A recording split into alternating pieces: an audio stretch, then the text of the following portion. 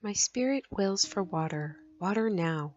My tongue is aching dry, my throat is hot, for water, fresh rain shaken from a bough, or dawn dews heavy in some leafy spot. My hungry body's burning for a swim in sunlit water where the air is cool. As in Trout Valley where upon a limb the goldfinch sings sweetly to the pool, "O water, water, when the night is done, when day steals grey-white through the window pane, clear silver water when I wake alone, all impotent of parts of fevered brain, pure water from a forest fountain first, to wash me, cleanse me, and quench my thirst." In July of 2010, the United Nations declared that access to water is a human right and emphasized that the human right to water is indispensable for leading a life of human dignity. It is a prerequisite for the realization of other human rights. The human body is comprised of 60% water. Therefore, access to potable water for drinking and sanitation takes precedence as a right that must be fulfilled for human survival, as well as the continuation of fulfilling other human rights. Sadly, though, water shortages will be commonplace for the majority of people around the world within the next decade. Water is a necessity that is often taken for granted, without us consciously acknowledging its importance in our ability to survive and thrive. On a natural sciences level, the necessity of water is equal to all life on our planet. Water is present in all geological regions, although amounts may vary.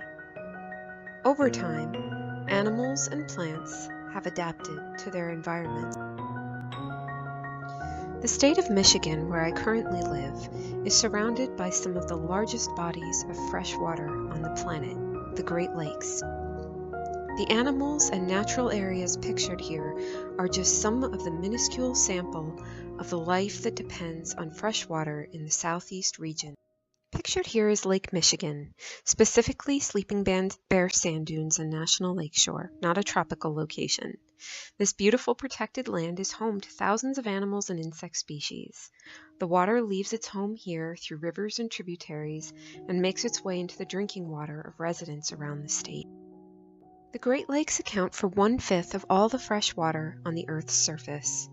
And amazingly, these lakes are part of only 1% of fresh water on Earth that is actually available to humans, as most fresh water is frozen or lodged within the Earth, and the large majority of water on our planet is far too salty for human consumption. The water on our lakes here generates its own weather events. We are prone to high humidity and thunderstorms in the summer and blinding lake-effect snow in the winter. Though at times destructive in nature, these events replenish the water resources through each cycle of our seasons. Because of the abundant presence of this natural resource, Southeast Michigan, specifically Ann Arbor, is an area brimming with public lands and protected areas that ecologically rely heavily on water to sustain themselves. My home here is a university town bisected by the Huron River, from which 85% of our local drinking water is drawn. Protecting our natural resource is also vital on an economic level. Having moved here from Colorado, I know that living amongst natural beauty has a positive impact on people who live in the region, as well as people who visit.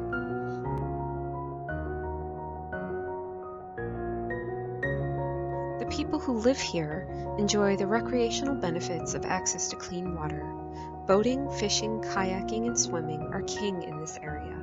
Water also feeds forests and swamps, many of which are established recreation areas for hiking, camping, and general green space.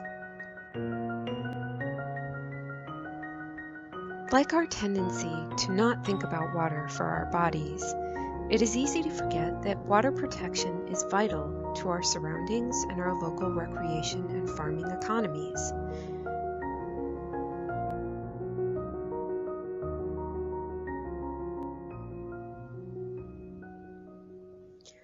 Local water is a resource that is sorely missed once it's all dried up or destroyed by pollution. Our tendency to place importance on commerce over preservation has led to many disasters involving our local waterways.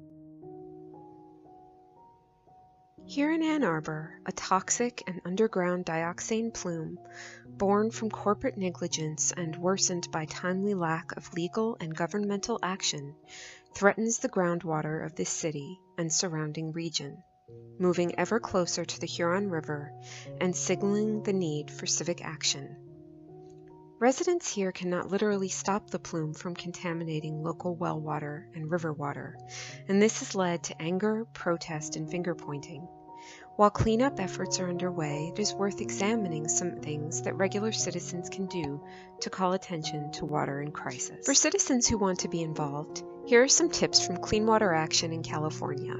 Don't put anything down storm drains, as those drains lead back to rivers. Fix leaks that drip from your car. Avoid using pesticides and chemical fertilizers. Leave your property unpaved to allow for water absorption and prevent flooding. Plant native plants that do not require much water, also called xeriscaping. Most importantly, be an advocate for clean water in your community.